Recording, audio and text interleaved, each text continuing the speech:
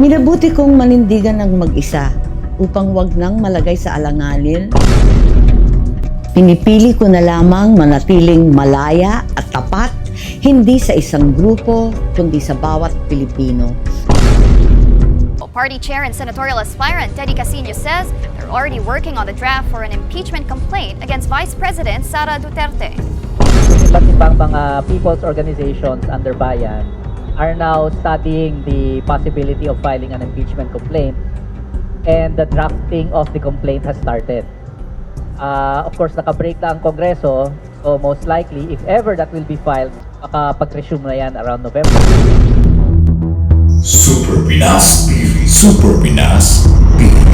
Maria Imelda Josefa Remedios Romualdez Marcos, also known as Amy Marcos, umalis na sa grupo ng administration senatorial slate. Eto, mainit-init pa mga ka-super. Bigla ang pag-alis ni Senator Amy Marcos sa grupo ng administrasyon. Ano kaya ang dahilan? Nagpalabas ng opisyal na pahayag ang senadora hindi sa mga mainstream media kundi sa kanyang official YouTube channel. Ipinahayag niya dito ang mga aral na nakuha niya sa kanyang ama na si Ferdinand Marcos. In short, mga ka-super, ay tatakbong independent si Amy Marcos.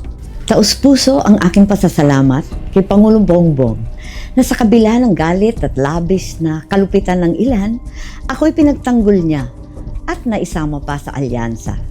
Maraming salamat din sa nasyonalista at sa aking mga kaalyadong patuloy ang pagtangkilik sa akin. Naway manatili ang tiwala ninyo. 35 taon nang nakalipas ngayong araw mula nung pumanaw ang ama ko.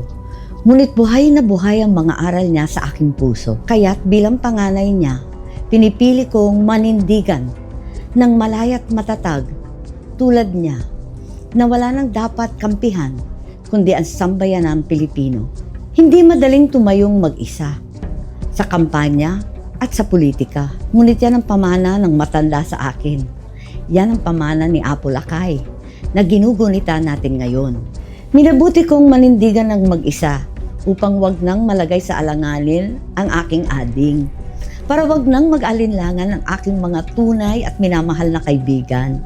Ayon pa sa kanya ay pinipili niyang tumayong malaya, matatag at mag-isa na wala nang dapat kampihan kundi ang sambayanang Pilipino. Posible kaya naisip niya na maging dihado ang kalagayan niya kapag patuloy siyang nasa line-up ng administrasyon. At ayon sa kanya ay upang hindi malagay sa alanganin ang kanyang ading. Ang ibig sabihin ng ading ng salitang Ilocano ay kapatid. Ito ang kapatid niyang si Bongbong Marcos. Ayon din sa kanya ay para wag nang mag-alanganin ang kanyang mga kaibigan. Dahil nga kaibigan sila ni VP Sara mga ka-super. At na-realize niya na kapag nasa linyada siya ni BBM ay tiyak lahat ng supporters ni VP Sara ay ipagtatakwil siya sa darating na eleksyon. Para sa akin, ito po ang tamang desisyon niya mga ka-super. Ngunit, nasa taong bayan pa rin ang huling paglilitis dahil bitbit niya pa rin ang pamilyang Marcos. Ayon pa sa kasabihan ay huwag magtiwala sa mga matatamis na salita. Pinipili ko na lamang manatiling malaya at tapat, hindi sa isang grupo, kundi sa bawat Pilipino. Bitbit ang aking mga nagawa para sa bayan nitong nakaraang termino. Mga batas na aking alay sa taong bayan at ang katotohanang hindi ako lumihis sa landas at prinsipyo ng aking ama. Maglingkod sa bawat Pilipino nang walang pinapanigan maliban sa kapakanan ng bawat mamamayan. Sana'y patuloy ninyo akong unawain at mahalin. Dumako naman tayo sa ibang lineup mga ka-super. Nasa hanay din ng administrasyon sina Manny Pacquiao. Alam nyo ba kung bakit hindi siya naisali sa lineup ng PDP Laban? Dahil noong panahon ng presidential elections ay binatikos ni Manny Pacquiao si Duterte na mas malala pa daw umano ang korupsyon ng administrasyong Duterte. Na noong hindi pa siya tumakbo ay puspusan naman ang puri ni Pacquiao kay Duterte. But there are things I'd like to continue, and that will be dependent on also of the president that I will support. Kasi kung mag-vice president ako, kalaban ko kontra partido kaya ni Pacquiao, salita ng salita na 3 times daw tayo mas corrupt. So I am challenging him, ituro mong opisina na corrupt at ako na ang bahala, within 1 week may gawin ako. maglista ka, Pacquiao, at sinasabi mong 2 times kami corrupt, ilista mo yung mga tao at opisina at dapat nilista mo na yun at ibigay mo sa akin. Di ba ang sabi ko noon, if you come to know that there is a corruption, let me know, give me the office and the... Ganon ang dapat ginawa mo. Wala ka namang sinabi noong all these years, puro ka praises ng praises sa akin. Tapos ngayon sabihin mo corrupt. Saan corruption? Anong opisina? Kasi pagkaalam ko wala. DPWH noon was really had the notoriety of pero wala akong nakita ngayon na may corrupt. Meron, marami na pero napaalis na. Naunahan na kita. Every administration will have a share of the problem of corruption. Do not ever think that if you will win as president na wala ng corruption dito sa Pilipinas. And for your dream of giving everybody houses in 6 years time, just like what Senator Enrile said, good luck na lang. You must be dreaming. Baka ikaw may alam ka because you were talking just nonchalant about the whole thing. Kung hindi, namamulite ka lang. And I would say na I will be, if you fail to do that, I will campaign against you because you are not doing your duty. Do it, because if not, I will just tell the people, do not vote for Pacquiao because he is a liar. At saka madali, parang karabaw na kung saan nyo bibirahin pupunta doon. I am not questioning your ability intellectually or what, but pag hindi mo nagawa yan, araw-arawin kita, I will expose you as a liar. At yung buhay mo, kilala mo kita noon pa. Then we should start also because you are going for public office, presidency, everybody should know.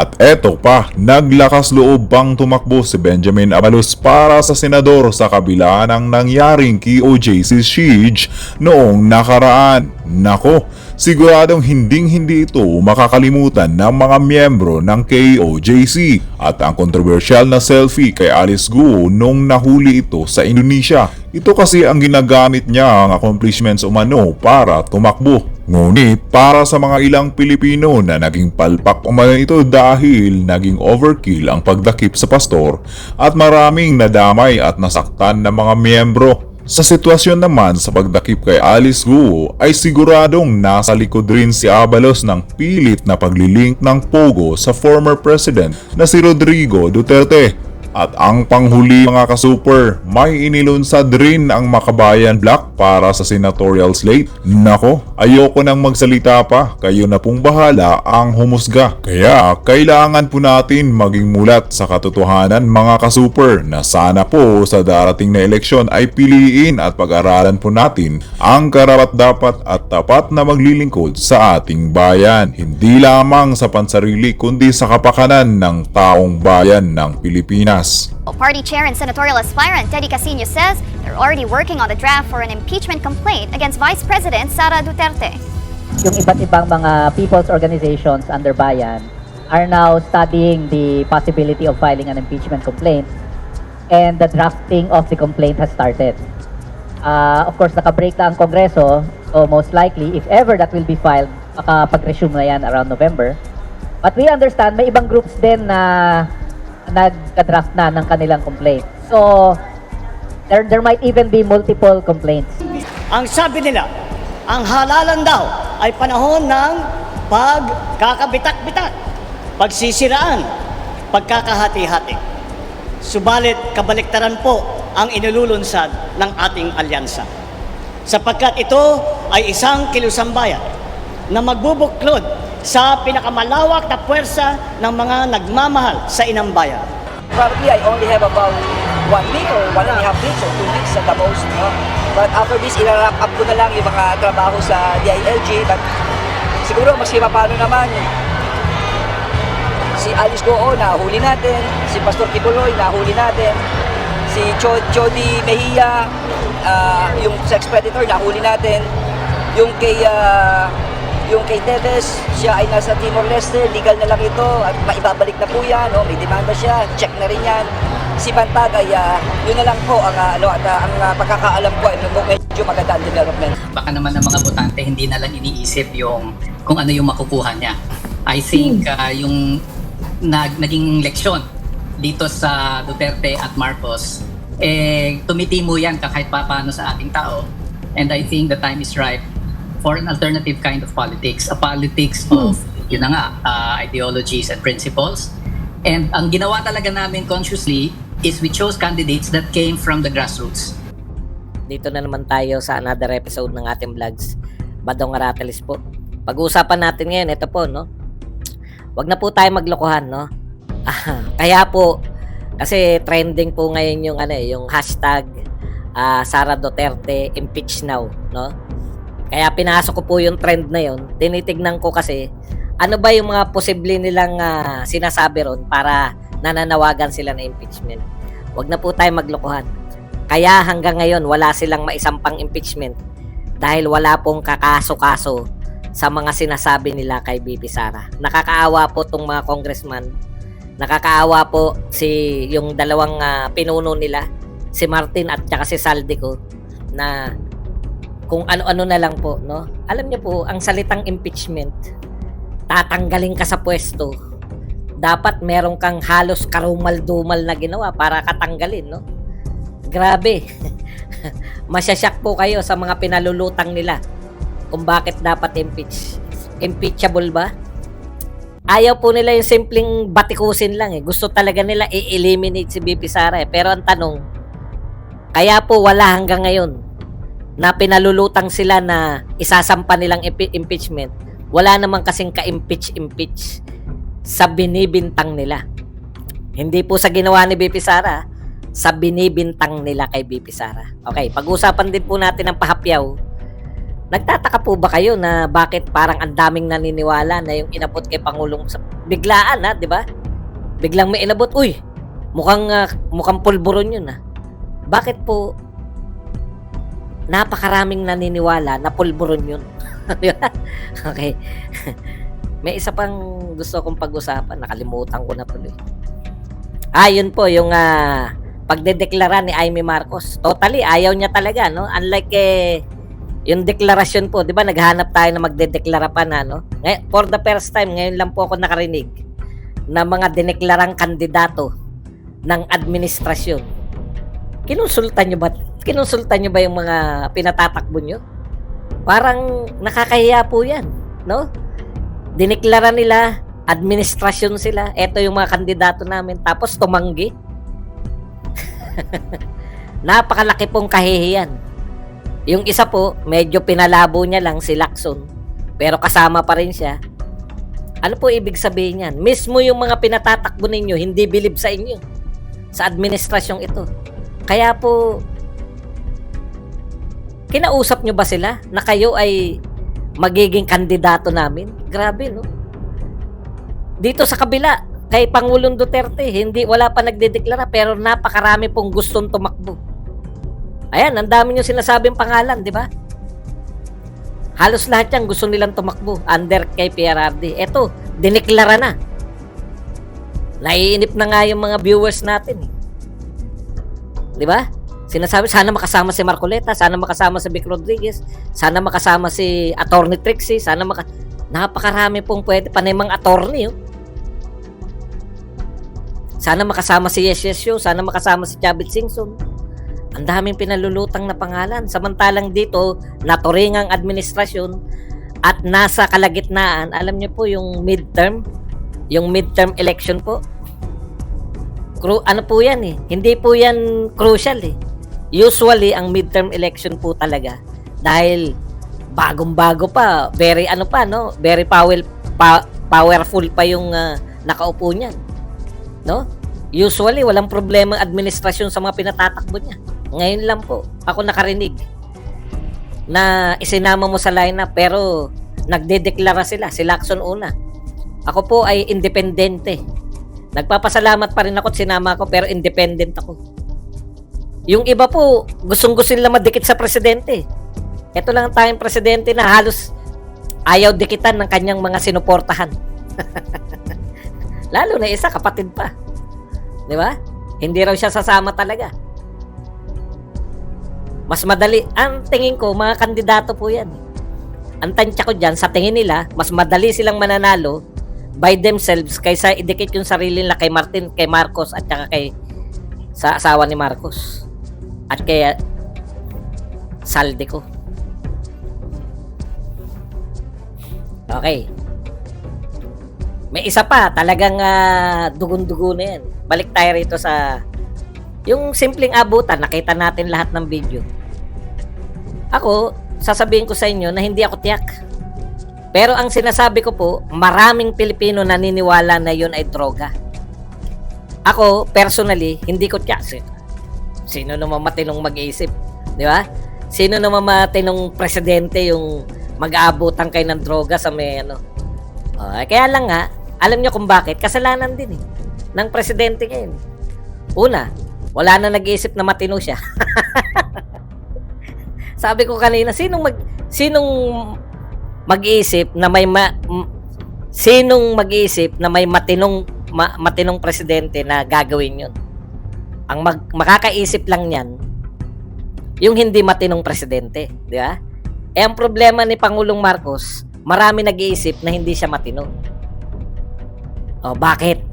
Ayun yung tanong Bakit? Bakit siya pinag-iisipan? Una, inakusahan siya ng pinagtitiwalaang presidente. Sino ba nag-akusa sa kanya una niyan? Si President Duterte.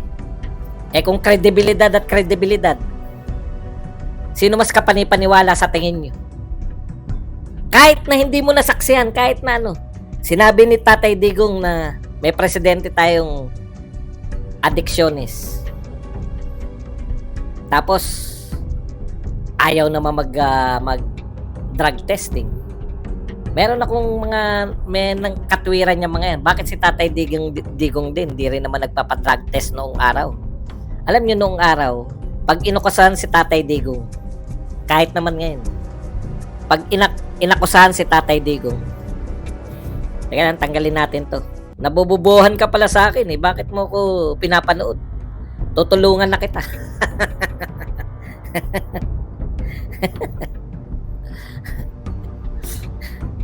Okay. Balik tayo.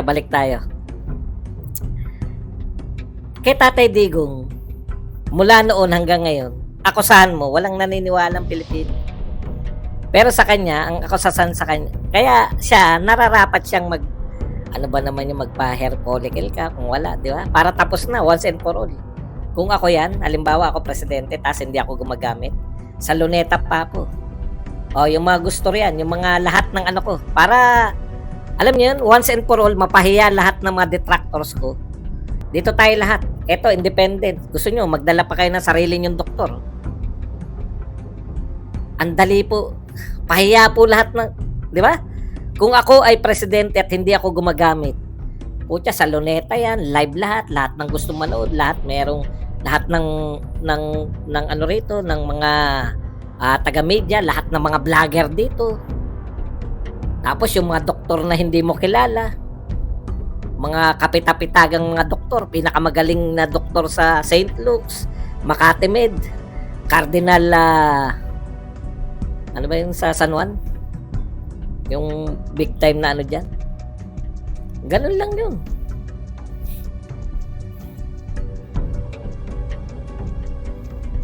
Tapos yung issue na yan. Doon mo lang makokombat yung paratang sa'yo.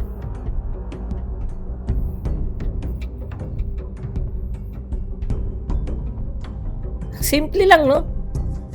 Sa bagay, malalalim kasi sila mag-isip. Cardinal Santos, yan. Lahat ng mga big time na ospital, magpadala dyan ng wala talaga Kaya habang pinatatagal, lalo lang mapagdududahan. Kahit ba hindi totoong droga yun, pero nakatanim na sa tao, putya, inabutan. Talagang harap-harapan na ngayon. GG, thank you very much sa $2.99 na pangkape. Okay. Hindi po kami nalilito kay Aimee. Balikan muna natin si Aimee. Ito, sugal ni Aimee to no? Sugal niya na sa tingin niya mananalo siya. nang wala yung mga loyalista. Pero alam niyo po, Madam Sen, si Lacson hindi niya gagawin. Parang kasama pa rin siya, di ba? Gusto niya lang sabihin na ako ay independent pa rin kahit sinama niyo ako. Pero kasama niyo ako, kaya lang independent ako. Parang inaawitan yung mga maka-Duterte. Pero si Amy kasi, kakaiba yung ano niya, no? Wag po kayong mag-isip na kami po ay naloloko pa niyan. Ang linaw nung sinabi ni BP Sara, hindi ko kilala si Bongbong Marcos eh. Ang kilala ko at kaibigan ko si Amy. So sino yung nangumbinsi? Yung hindi kilala o yung kakilala? Yung pala, walang mga isang salita yung pamilya na yan. Simple lang yung sinabi ni BP Sara, di ba? Akala ko, tumakbo kami sa unity and continuity. Kasi nanghihinayang siya eh. Nanghihinayang siya sa mga proyektong naiwan ni Pangulong Duterte. Nanghihinayang siya. Eh, wala rin eh. Wala rin pala mangyayari. Ano sabi? I-quote na natin yung dilawan na si Magno.